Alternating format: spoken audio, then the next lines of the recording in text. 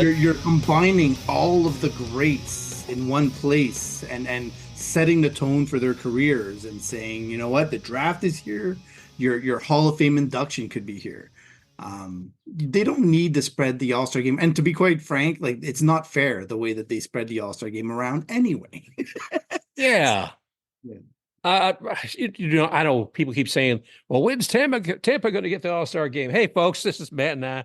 We're just chatting about the All-Star week. And I know you're having fun with it too, but we certainly here at Baseball Biz on Deck. That's Mr. Matt Germain. I'm Mark Corbett. And it to me, it's always one of the most interesting and awkward weeks of the year to me. But so we haven't had one in Tampa, but as I pointed out a couple of weeks ago, there was actually one in Tampa back in the 1920s. They're supporting a war effort. But anyway, that's neither here nor there. So, Matt, I know, well, we just had one fella. Actually, no, there's two guys coming from the Rays. There's Isaac Paredes, and I think it was Brandon Coates. Is that his name? Yep. So those are the two guys we got coming. One's a ball boy, and another one is a home run hitter. We'll leave that to you all to figure out which is which. But go ahead. No, I mean, I was looking forward to seeing some of these folks walk down the red carpet. Yeah. Well, Mr. Met even went down the red carpet. Like that's and he brought Mrs. Met with him. So that's always a fun time. I think all the pleasantries that go around with the All-Star game and the way that they're ramping up, the opportunities for fans to just enjoy the love of the game is improving, right? Whether it's the future stars, whether it's the fun, the celebrity game, all the different skills competitions that they're growing over time, and I'm sure they'll improve, they'll add more. All those things do a great job of promoting the game as a whole. Yeah, I mean, getting people engaged. I guess even that celebrity softball game may actually attract some folks. I mean, I looked at who were playing on both teams, and I think I maybe knew, maybe 20% of the folks on there. And personalities like Bobby Bones from radio, he was on there. But I was more involved and interested myself in watching the home run derby. And man, oh man, oh man, I wanted to see Pete Alonso do well. I mean, look at Tampa, hometown boy. Wanted to see him do well. He's won it twice before, but that wasn't to be this time around. Well, he hit the hardest ball of them all. So if that counts. It certainly does. It certainly does. That record counts for something. And as far as Teoscar Hernandez, I love this man. I'm thinking, well, I was looking at his record. This is always fun to me anyway, seeing, how well a player has done on their own team. And Teoscar, over the years, if you take what he's done in a regular season for home runs, he's been done well. I mean, 2018, he had he played 134 games. Let's see, he had 22 home runs. Mm-hmm. Is that right? Yeah, and wow, 2021, playing for Toronto, and played, 143 games and had 32 home runs. Right. What's he at this year? Let's see, 19 home runs. Yep. And he's in I don't know how the Dodger Stadium works in terms of the friendliness to home runs in general. But it seems to have quite a few guys that end up with decent power numbers out of there.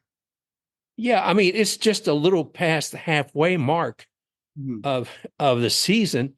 And 19, if you took that and said, well, is that going to be 38? Wow, that would be, well, even if he gets 35, that would be huge. It would top his 32 record in 2021 with Toronto. And let's see, and being with the Dodgers, what was kind of neat, I thought, was during the game, Matt, him getting advice from some others as well. Yeah, Vladimir Guerrero Jr. giving him all the love. And I think it was a little bit of a salt in the wounds for the Jays who need that kind of power. Oh, yeah. And seeing Vladdy, kind of, I think when they dealt away Lourdes Gurriel and they didn't bring back Teoscar Hernandez, those are two big mistakes because of the camaraderie they had on that team. They had just added all the pitching. I still don't understand why they let that break up. But you could see Vladdy excited for Teoscar and giving him all the love he could on the sidelines. It was fun to see. And I think you want to look past this All-Star game and see how the guys do afterwards, because we all know about the jinx that comes along with participating in this. But I think Bobby Witt Jr. gave him a pretty good run for his money for a young guy.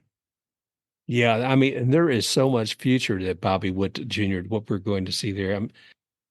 Yeah, I was looking to see what Ohtani giving some advice to Teoscar as well. So I thought that was pretty cool because you got somebody, like Vladdy, his old teammate who's still has quite a bit of affection for him as a friend. And then you see Ohtani, side by side with this guy. I got to tell you, the last couple of years, seeing Teoscar Hernandez anywhere but with Toronto was just odd. I mean, let's face it, he was with Toronto from 2017 to 2022. You may not call him a franchise player, but like, was it Luis Ramirez? Who is it? What's Ramirez's first name? I can't think of it for the life of me. With the Okay. Guardians. Jose?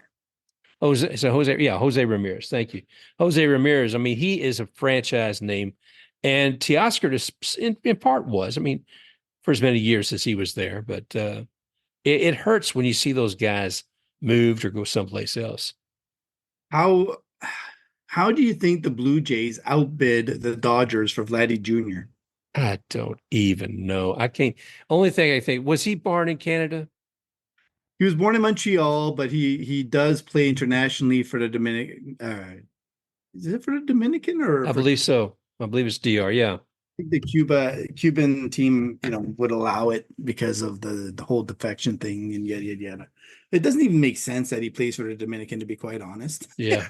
I don't think he's ever lived there. I don't know. Maybe he spends his off seasons there, but he does speak Spanish, so maybe him and his dad spent most of their time there when they weren't playing. So I don't know. I look at it and I say, the Jays are talking about being able to compete in 2025, that they're only really going to trade their rentals. I think that's a serious, serious, serious mistake. hmm The more we look at the Jays situation, and the more their pitching is likely to break down in quick order, because their leading pitchers are not young.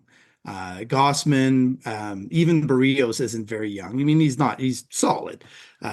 And Bassett is not young either. He's going to be 36 next year when he Wow. starts. There's a lot of miles on that arm. He needs the whole basket to make it work.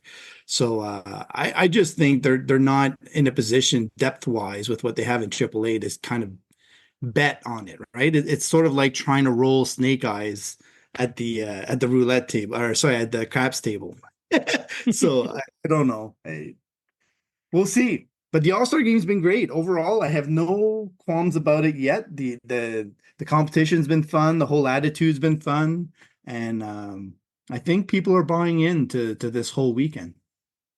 Well, I wish I was there, that's for sure. And wish they'd bring it to Tampa. I mean, we were fortunate enough a few years back having the Super Bowl here, and the whole week and a half or whatever before that, have like a little small city that they put down there and all the events, and you can come in and participate with.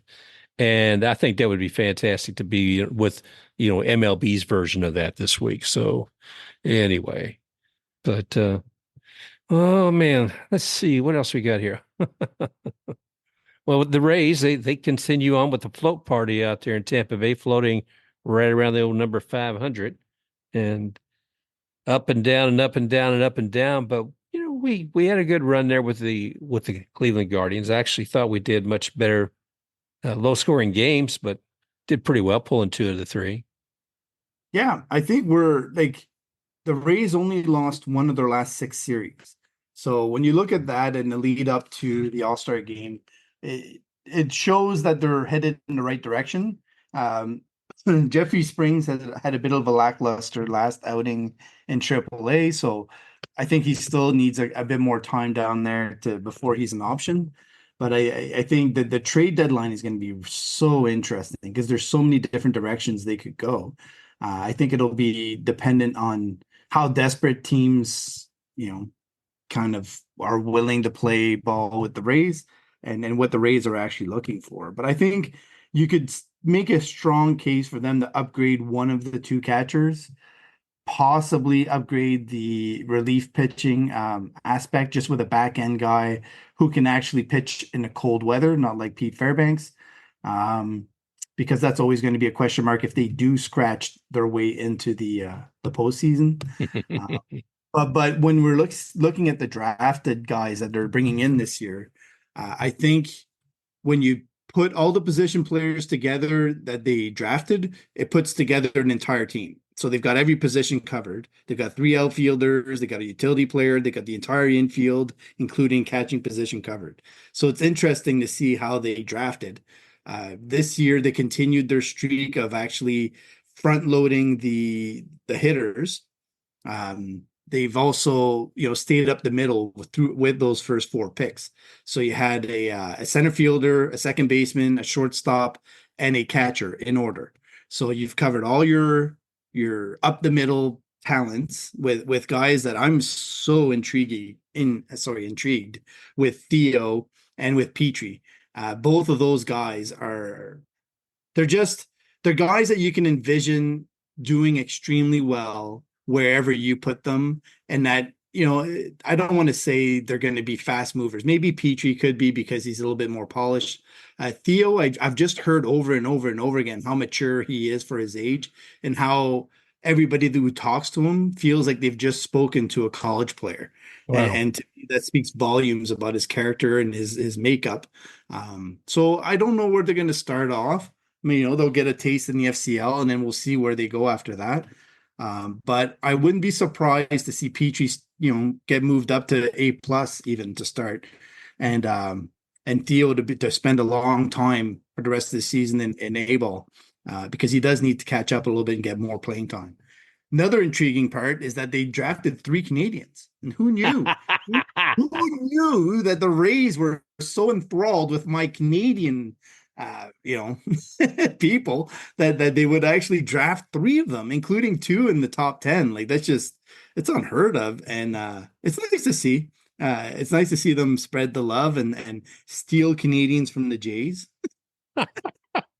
Yeah, I was glad to see that too. It was a Petrie. Is that a proper pronunciation of his name? Emilien Petrie? No. In French, it would be Emilien Pitt. French is a little bit odd, so you can't really translate. It's like me when I speak to people, I say my name is Matt. I don't say Mathieu, which is really my name. But yeah, Emilien Pitt would be his name. Pete. Okay, so Emilien Pitt. Well, I was thinking from Quebec to Kentucky. I was like, oh, well, it's curious because the young man. French was his primary language, obviously, because that's where he grew up. But that's when you speak when you're there. And he said, let's see, I'm reading here. One thing said, we're thrilled to take Petrie on. I'll just call him that, so until somebody else can correct me. Yeah.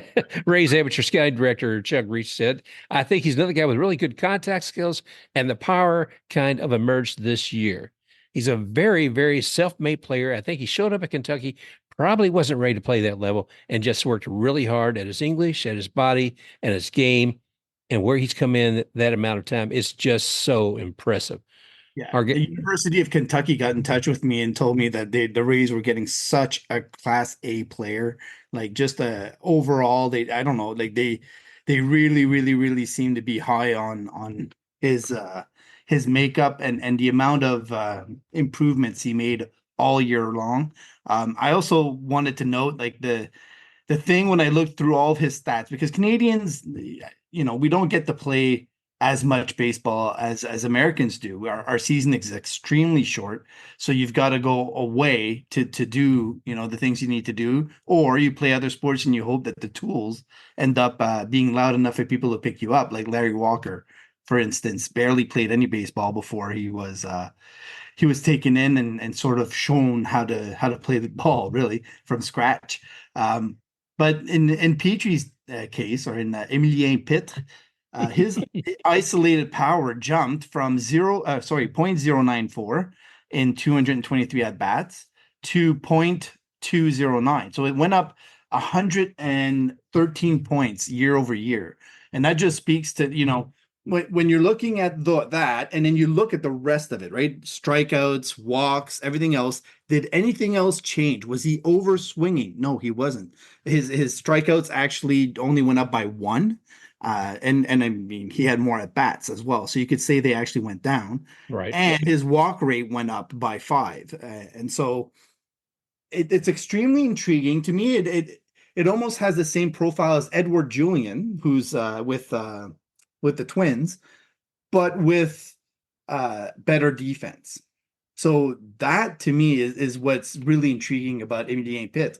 He could have the same upside as Edward Julian, but be actually a viable second baseman that can be an everyday guy. So I think, when we look at the future of second base with the Rays, there's lots of options. Braden Taylor, Cooper Kinney, a whole bunch of infielders that may need to shift around based on the flavor of the day. But I think the Rays really added a quality guy in Emilien Pitt. Well, I'm looking forward to seeing him. And I was just for grins and giggles, man. I was trying to see what was it like that we even did last year. And last year we had a lot of pitchers. And so I was glad to see somebody like Mr. Pitt and coming on. But because I thought, are we going to be, pitching heavy? But it didn't seem like that was going to be the case this year. So I think there was an adjustment year, and I think that was last year because they closed down the Appalachian League, and so there was an amalgamation of talents at the A level, and so now the Rays are sort of holding back the DSL guys a little bit longer and being pickier about who they do bring up to the FCL because there's limited playing time in rookie ball now. And whoever does make it in then gets pushed ahead to A ball pretty quickly once the draft happens because they want to take a look at everyone, get them sorted out, and then get them on their way to regular, full season play. So I'm not surprised there was a lot of pitchers. And I also think they knew that they were going to spend a lot of money on the top guys that they did take because they took high ceiling guys. They didn't go cheap. And so this year, I think they're one of the teams that has the most money expected to be left over after the whole thing is said and done because of how it played out. Now they haven't signed everybody yet, so we don't know. We don't know what the actual ceilings are in terms of money that they plan to dole out. It's all really, what people expect, which may be wrong or may be right. But I think that overall, their plan is solid and to me, it's sustainable because, position players play every day. I don't want to say they're more important, but they're also healthier overall and a less risky bet. So you're increasing the floor of your position players by doing it this way, and you're allowing your strength to shine, which is developing pitchers. So it's really a great way to watch the Rays grow over time. They've only come to this conclusion in 2021 after years of trying out different things. An interesting one is the catcher they took in this draft. I think he was in the third round. They hadn't selected a catcher that high in a while, and we all knew that they'd had some trials and tribulations in terms of trying to get one locked in, from Nick Schufo to Chris Betts to a whole bunch of other investments. Ronaldo Hernandez, they gave him $400K.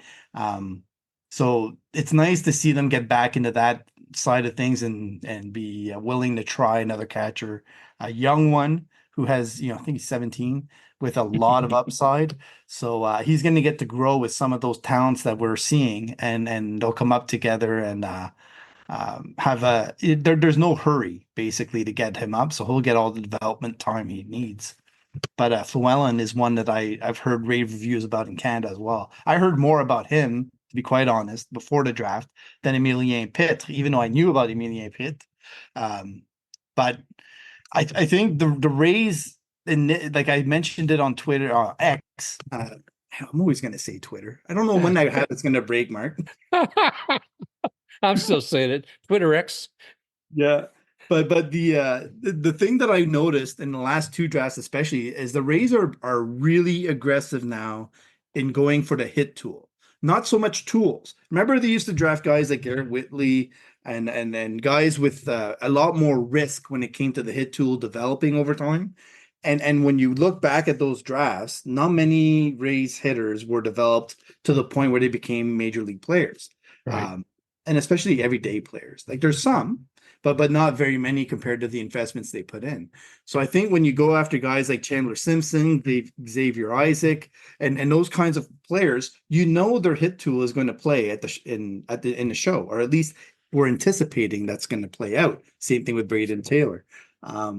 So again, you're raising the floor. So you're saying this guy will be able to be productive at the MLB level. So the power and the speed, I don't want to say they're secondary, because obviously in Chandler Simpson's case, they would have been the primary reason. But all of them having that plus hit tool to me is very intriguing. And it's kind of you combine that with the hitters at the front of the draft. Well, you're getting some of the least risky guys in the draft then in that case when you play it out that way. Well, let me take you down another road here for a moment, because you talked about the catcher being 17 years old, and then I look at our first pick, Theo Gillian. He's just graduating, I believe, from Westlake High School in Austin, Texas. Yep. And believe it or not, there was another player from Westlake High School who was in the initial draft, who was picked in the 11th pick by the Detroit Tigers. And I keep looking at this. I'm thinking, well, it's really simple to say MLB draft is nothing like NFL draft. NFL, you're picked, you're going to be playing on a team next year. There's no farm system or anything like that. The other thing I think, well, if you have a high school player and you're getting him early, you're going to be able to use the tools that may not be at a collegiate. You're going to have more professionals around you who may be able to help train them and get them better. And the other, is there less chance of them sustaining an injury? Because one more thing I'll say, and that is when I was looking at Theo Gillen, he's had a few injuries. I mean, nothing significant. I think he had a minor groin injury, tore his labrum and needed some shoulder surgery when he's a sophomore, and had a knee injury as a junior. So I'm looking at these young bodies and wondering, is that really the best thing to do? Is to bring a player in who's at a high school level, or should we have them at least JUCO? So right now, like Brendan Belt spent the entire year at home, right? Because nobody wanted to pay him. You can get guys that can hit, Major League Baseball and play left field and play first base and do it at an average level. Every team can do that. What you're looking for in the draft, especially at the upper portions, is as high above the average as you can get. So the Rays, especially when you're not really a high spending team, you need to go for it, because if you don't, you're never going to get those players. You're never going to afford them. You're never going to go get them in free agency, and so you're never going to be elite. The Rays have been fortunate in that they've been able to target those guys in trade on occasion, like Junior Caminero is a good example, or through the international side of things. But it's not always evident. And I appreciate teams that do go for it. And then it's part of why last year, for example, I was screaming for them to get Spencer Jones in the first round. I didn't know anything about Xavier Isaac. So in hindsight, there's a lot of things that play out differently. It's just one of those things where I think you'd need to swing for the fences, support your scouting team and who they decide is the best ceilinged talent, weigh the risks a little bit. But in Theo's case, I think that the torn labrum is significant. It really is, because it limits his throwing abilities, and shoulders are kind of an unknown for doctors. They think that they can help you fix them. They can strengthen it over time. Luckily, he's young. So I think the Rays are banking a lot on that, and that he'll be able to have a good regimen to actually get him through and build up that strength back over time. But he's never going to have a gun like Kevin Kiermaier in center field. He's going to be more of a Jose Siri type, probably less than that arm wise, if he is in center. he could still end up in left field if the arm doesn't play enough. Um, but I think when you're looking at his tool set in terms of hitting the best pitching in Major League Baseball, he has that ability. That's the one that you're banking on Oh yeah. shining and getting him to the show and making him an impact player in your lineup. I'm still amazed though when I look at the number of high school people coming in. I mean, and I'm hoping that they're going to be able to help him. That I think he'll probably have a better chance at staying healthy with the Rays than if he went to most colleges. Mm. Um, and going back to the high school thing, who's the other guy? Bryce Rainier. He's drafted 11th by the Detroit Tigers, also from Westlake. So I'm trying to think, man, do they put something in the water there? What is it at this little high school? Uh, I guess I could say the same thing for around here. We got Plant High School, which gave us Pete Alonso, Kyle Tucker, and now there's the guy who also left from Plant High School, Jack Caglione, who's played for the University of Florida. He's going to the Royals, Right. and two-way player. I mean, you're seeing these young players. There seems to be oasis, if you will, of places where they seem to appear. And Westlake seemed to be that this year, overall for certain high schools. So I don't know, man. We'll see. Yeah, a lot of times the players can feed off of each other as well, right? And so, what was the basketball team that had so many pro players come off of it after they won the college Oh, NCAA tournament? yeah. I'm Who was and no, it on? wasn't Duke. Who was it? Daggone it. Who was who was Jordan with? It was North Carolina. Maybe it was North Carolina. Maybe I I can't remember. I'll remember it for the next time. but, not. but but they had an all-star team and they fed it off each other so much and they had that synergy that just it made it a really perfect team. So Yeah. it's like when you see the lineups really chugging, it's sometimes it elevates every player's game to that level, and you just hope that it continues afterwards. And let's face it, baseball is a lot about confidence, right? Oh That's why yeah. so many of them lean on religion because they need that confidence that they're going to get a hit at some point in time. When you're 0 for 36 and the crowd's getting you booish and you're tightening your grip on the bat, you need that belief system. And so when you can have that among your teammates as well, and it lowers the pressure, lets you perform, that's a huge piece. Yeah. There's no doubt. There's no doubt. I mean, and I believe faith is it's a stronghold for a lot of players. There's no doubt. It's something that can give them a little bit more spine and backbone, something they can set their feet on the ground and feel firm with it. There's something there. There's no doubt. Now, looking at the actual rollout of all these players, the architecture of the event of Rob Manfred coming out and announcing each each team and who they have chosen to be drafted. My gosh, it just tickles me. Okay, Me, how about you? me. Roger Goodell does the same thing, right? It's their time to shine, I guess. Yeah, but the sad part for Manfred is I don't know if you heard it that way, but it seemed like every time he stepped out, all I heard were boos. It's like you poor son of a gun. Oh They my. get paid enough, Mark, to take all those boos, bottle them up, and for every boo they can burn $100 and they'd still be billionaires. So I don't feel now. Gary Bettman, I think, gets the biggest booze of them all, and he still goes home happy. Yeah, I would imagine so. And I caught part of it. I think when they were announcing one of the Astros, I didn't watch all of it. One of the Astro picks that had the booze even increased even more. So I thought, geez, we're not going to forgive them for a while, are we? Yeah. Imagine if the NFL allowed the everybody to choose who they announce. And Taylor Swift came out to announce the pick for the Kansas City Chiefs, right? But what would the crowd be like then? And then I was going to say the same thing for the celebrity game. What we need to do is get those baseball players to have more prominent wives and girlfriends so that they can take part and bring their friends along. That's right. Advertise and draw into the game.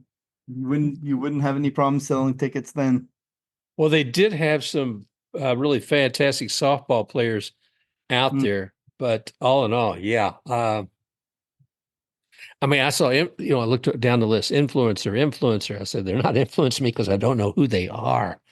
It's the demographic of baseball right now. Maybe they're hoping it will be. Well, exactly. And I don't expect to see, George Clooney out there and Julia Roberts. That's more my generation. Right. Oh, so what are you looking forward to for the rest of the All-Star week? Um, the All-Star game, I think, to me, I used to say, like I told you before we started today, I wish that the Hall of Fame induction was part of it. I think it would be the greatest thing to have it either right before the All-Star game or right after the All-Star game, like, the day before, the day after. Just because I think you would rub shoulders with greatness and have everything in one place. Um, but I think the All-Star game itself, the only thing I'm ever doing is crossing my fingers and toes that nobody gets hurt and that they can actually put on a show that the fans can say they paid, that much for a ticket for a reason. But in reality, I think, there's a case to be made for moving this event at the end of the year, sort of like the Pro Bowl in football. Because, in reality, you're sort of taking everybody out of sync baseball wise. Everybody that's at home, I know they'll say that they need the rest after, the grueling schedule they have to work through, and I get it. But as a fan, I think, the Midsummer Classic might need to be moved at some point in time so that we can actually, stay in sync, stay in a groove, and not give so many players so many days off that they get out of sync and change the entire season as a result. Well, think about this. If we moved it toward the end of the season, we would still occasionally have the World Baseball Classic, and that would be whatever. Is it every third year? I can't remember now. That's right. And that I think a lot of people had mixed feelings about their players being on those teams, thinking, "Oh my gosh, they could get hurt," or "Oh, they're not there for spring training." So, I mean, in that particular case, we have an event before the season even begins. Where would you place that? Would you place that at a different time in the baseball calendar? I don't think you can really, like, sadly baseball season is so long. Yeah. I mean, the one thing you could do is shave off a week of the season and allow them to have a later start for the WBC, or allow them to have a week in between the WBC and when they actually start playing games, so that they're not just jumping back into things so quickly. But the WBC is such a, I mean, let's put it this way, Mark. How many baseball players go to the Caribbean series or go to, Venezuela or other places to play in the winter? So why don't they have the WBC a longer off-season event, like all the way through? Yeah, you can have a game in December, you can have a game in January, you can have a game in February, and then, it's sort of like what they do for soccer, where they have these games played sporadically all the way through for all these tournaments. The EFL in soccer has a tournament that goes all the way through their season, and it's named, and all the way through you keep weeding down the people, and for every round you get through, you get a certain amount of money. So I think there's a case to be made that they could evolve the WBC to be a better tournament by making it longer and not so compacted into a strict schedule. Yeah. And baseball players are not really not working out all off season. They're working out the entire off season. They might take a week or two off, but these are prime athletes that are not really, there for the rest. They're just sort of giving their body a breather, and then poof, they're back at it. So they'll appreciate the extra at bats and the extra game situations, even if you give it to them in December, even if you give it to them in January. You're not asking them to do very much. They show up, a couple of days before the game, they practice with their team, and boom, they play. It's not as big of a deal as trying to play 5 games in the span of a week in the middle of what should be spring training, right? Now for the pitchers, that's a different story. That one is I think that's the golden goose of how do you grow the WBC, because it's fine to say what I just said for the position players. For the pitchers, there is a different aspect, and there is a ramp up, to throwing at high velocity and that kind of thing. So I think that's the caveat to what I just said. Well, yeah, I mean, you got pitchers and catchers report for a reason. They're there a week early because the body does take a little more warming up before the rest of the field comes. I think if you talk to Nolan Ryan, he'd say pitch all year round, but not everybody can do that, and that's No, I was gonna say you're right. I could just see Nolan Ryan too. He was like, "Come on, people." He wouldn't have any hesitancy whatsoever to keep pushing them on. Yeah, and there's a case to be made also that WBC should be more about the amateurs than the professionals anyway. So you could have more amateur centric pitching instead of using the stars of MLB to pitch those games. I don't know. I remember way back when the Olympics used to have that, right? The Olympic, like for instance, NHL players didn't go to the Olympics. It was more about the amateur players playing. And I think there's something to be said for that. The WBC is a great tournament. I love it. I love the ambiance that they have for it. So yeah, if there's any way, shape, or form that they could grow that, I think it's a great avenue to grow the game internationally.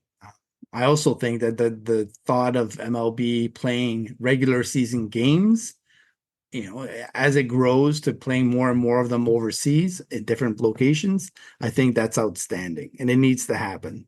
Because if we're going to make baseball a lasting sport, in the midst of I know I live in Canada and soccer is just taking over the entire country. Right. Hockey is being played less and less, especially since global warming is not allowing us to skate outdoors as much as it used to. So you're seeing a shift, and I know in my community, 99% of the kids play soccer. I would say a good 70% of them played all the way through high school. And meanwhile, hockey is having a hard time drawing enough girls to field a team or to ice a team. And the boys are getting less and less and less playing time as well. And it's harder and harder, and it's more and more a wealthy person's game because others can't afford to play it. So soccer remains that kind of sport that everybody can play with just the ball and a good pair of shoes. So baseball needs to protect itself from the world really concentrating itself on soccer. And the MLS is growing every single year now. The crowds are getting bigger, the stadiums are getting bigger. So hopefully they have an international outlook that works long term. I've talked about this before. I used to travel in Canada with some marketing on digital media, and I remember up in Saskatoon, and I should say Saskatchewan. It was different cities. It was up there, and I mean, hockey was it. Everybody played hockey. You little 5 and 6 years old, they're taking them out there. It's like, my gosh, I walk into a newspaper and there's equipment, laying around everywhere by desks and such. And has it become that some sports, like you were talking, is equipment, has travel become so expensive that those sports, whether it be like travel in baseball or travel with hockey, have made it more difficult for people to play? Impossible.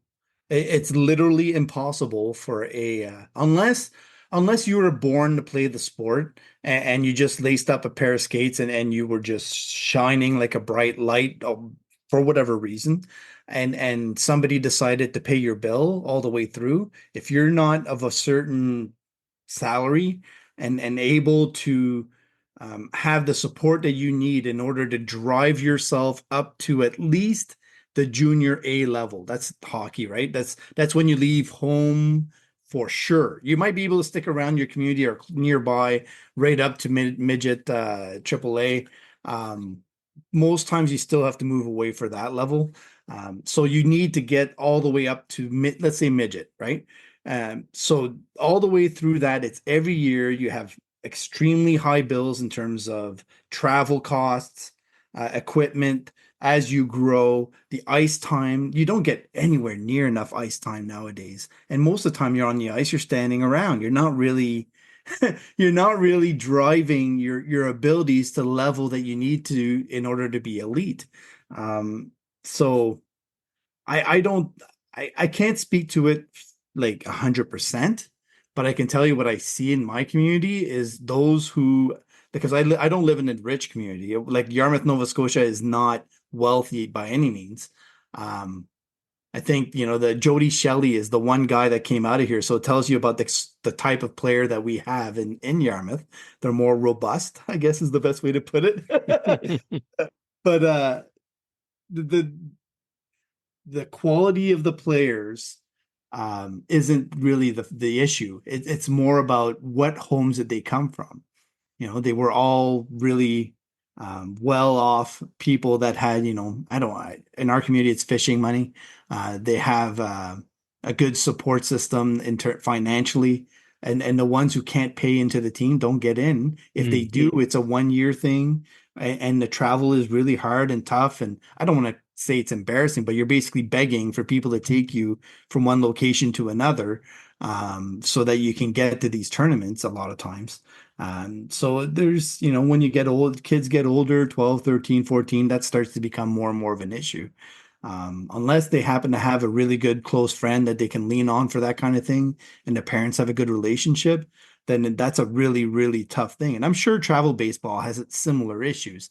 It's just that baseball is a sport that you can play with a group of friends, sandlot style. You can improve your skills that way. You have Dominican Republican kids that can actually hit, bottle caps with broomsticks, and you're improving your skills for baseball that way, right? There's other ways of doing it. Hockey is not like that. You need to be on the ice. You need to be pushed and get every opportunity and do summer hockey, which is another big one, so that you're skating year round. And if not, then your NHL dreams are really not existent. Yeah. Wow. So it's sad to say, but that's where hockey is. It's a rich man's sport. Well, that's, sometimes my fear. I was talking with Tony Saladino, and I've recorded a show. I'm going to do it with him again. He's a guy here in Tampa who's made a big difference in baseball. But we were talking about this tournament he has each year. And I said, well, who all can play? Is it tournament teams? Is it high school? Is it what is it? And he's recreation. He said it's high school teams. So the kids that are playing in that tournament, they have it during spring break week each year for a reason. Keep kids out of trouble. But yeah, but the thing was, it's just high school. And initially that tournament itself was probably about 8 or 12 teams. It's 30 plus now. And they've Tony, his son's kind of taken over the operation now. But I said, well, now that you're up to so many teams, how do you scale that?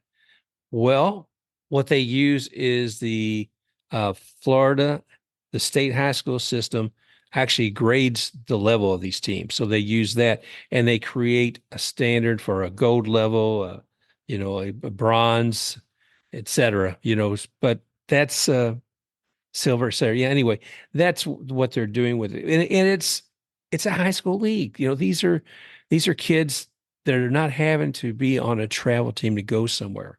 So I'm real excited when I see a tournament like that. And I feel like and this tournament's been around for so long, it brings in scouts. They used to set up mobile setups for all the scouts that would come to this. And I just wonder how things are changing, man. Well, I'm getting off on a diatribe. Bring me back in. Bring me back in, brother. I tell you. No, but the whole thing is coming back to the draft. It's it's exciting time. We get to see a lot of players come up, and whose names we may just hear now, and 2 or 3 years later say, "Oh my gosh, that's Xavier Isaac," or that's Emil Pitt. Come on, what's happening here? Wow. They're playing for who now? Because we may have traded them within a year or two. So it's an exciting part of the game, the draft. Yep, absolutely. I agree. It's one of those things that gives every team hopes. And I think it is frustrating when you see similar teams make similar mistakes over and over and over again. I think the last thing that MLB needs to do with the draft to make it more fun and more of a grown-up sport is to allow teams to trade all draft picks. There's no reason for them to not allow teams to trade draft picks. I don't understand it. I think it's babying teams in a time when Yep. it's stopping them from using assets that they could use more productively in the right key situations. And it's not needed. There's no reason for it. And it would drive attention to the sport way up if you could have a draft where all of a sudden, the fifth overall pick becomes the Mets pick because they got aggressive and they traded Pete Alonso to the Rays, whatever Yep. happens. Uh, you can paint a whole bunch of situations, but the NFL draft is one of the funnest because of that. Hockey is usually, they still have some trades, a little less so than football. And the NBA, same thing. But I think you have to have the opportunity there so that people will tune in and go, oh, I wonder if. Right now in baseball, there's none of that. There's no I wonder if. No, All it is, well, I'll see what the results are 2 days from now, and I'll see who they took. yeah, and really that's it. I mean, the excitement's not so much there. The whole idea, one of my favorite movies, and I probably said this 1,000 times before, and that is Draft Day. You know, Kevin Costner, and they're doing exactly what you're talking about. They're willing and dealing. They're making trades before they have to come up and say who they're going to pick, before the draft day actually comes, as well as during that draft day. And they're picking, oh, I'll give you pick number 9, which I have right now. And I know you're not coming in until pick 27. So I'll go ahead and switch with you, but I want these players first. And to me, that willing and dealing was a very exciting part of the game. So I enjoy that movie a great deal. I wish we had that sort of flexibility with Major League Baseball. Absolutely. I'll give you an example of a time when, Brian Burke with the Vancouver Canucks traded like a whole bunch of ammunition in order to land twins at the top of the NHL draft. Twins, right? Jeez. He took the Sedin twins, and the only way he could do that was by making trades. And they absolutely wanted to play on the same team. That was one of their big things for coming over. If not, they're going to stay in Sweden for a long time. Wow. So it drove the attention to that draft way up, and I think MLB needs that kind of attention for sure. Well, I've had about as much fun as I can have just in one session, man. I don't know about you. Is there any other items you want to make sure we cover today? No, well, just one minor note, and it is in the minors. Marcus Johnson came back, is getting sent to the FCL for a rehab assignment, and I really like his stuff. He's one of those guys that really did well last year, and he had a major injury this year, so he's been out for the majority of the year, and I think he's somebody to keep an eye on in the future. He could end up in A plus once he's done his rehab, and really to just start looking at the schedule. The Rays, in about after the first week of August, end up really running ragged in terms of who they're facing and how quickly the games are going to pile up one after the other. So it's going to be, the next 2 weeks, trades and promotions, and it's just going to be havoc in terms of the amount of transactions that are going on. And then we have the vote on the 18th. That'll be the most interesting thing as a Rays fan. With the Rays, I can't wait to see what's coming back up in, like I said, in August. One thing I want to remind folks too is the USA women's baseball team, and they're going to be playing at Thunder Bay up there on the other side of the border. So I am curious to see how that plays out. And I'll just briefly state, when we talk about teams that are able to play together, and they're getting their team together right now. I mean, they don't play in a league. They are they talk about a league of their own. They're a team of their own in their own league. That's it. So, but there's so many champions in that are there as coaches, and they continue to coach young girls and women through MLB develops, like through the Trailblazer system, et cetera. So it's an exciting week right now because they're doing basically the trials of the women that will finally qualify for that team that'll be heading to Thunder Bay. So exciting times there. I'll be talking about that on x.com, twitter.com, whatever it is. Get your birds in here, Matt, and we'll tweet a few more. Sounds good to me. All righty. Well, thank you all again for joining Matt, Germain, and myself here today on Baseball Biz on Deck. And remember, you can find Matt at MAT_GERMAIN at x.com. That's at Matt_Germain_. Did I get that right? Yep. Okay. Anyway, thank you all again for joining us today, and we look forward to talking with you all again real soon. You can find Baseball Biz on baseballbizondeck.com. You can find us on Spotify, iHeartRadio. We're out there everywhere, iTunes, and just give us a review. Give us 5 stars and a few kind words. We love that. So until next time, thanks again. Special thanks to X-Take RUX for the music Rocking Forward. Ta-da!